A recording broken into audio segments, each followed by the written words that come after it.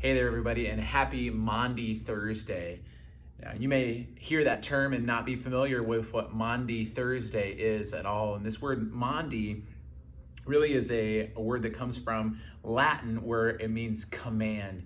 And this word comes with, or this idea of Maundy Thursday, why it's practiced here in Holy Week on Thursday is for a couple of reasons. One is that on Thursday was this night before Jesus went to the cross, and a couple things happened this night as Jesus was together with the disciples.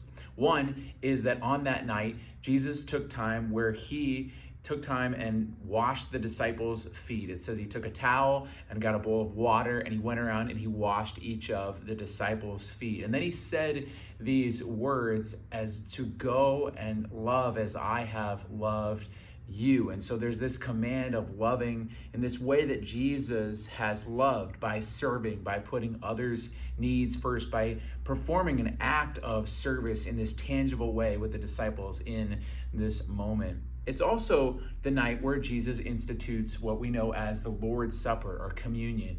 This night where Jesus takes the bread and he takes the wine and he says with the bread, "This is my body, which is forgiven for you."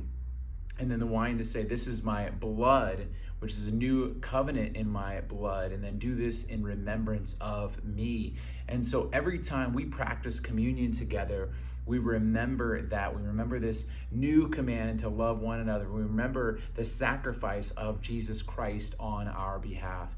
So on this Thursday, as we're in the midst of Holy Week and getting ready for Good Friday and Easter, we want to remember these commands that Jesus loved and served others, and we want to love and to serve others in that way.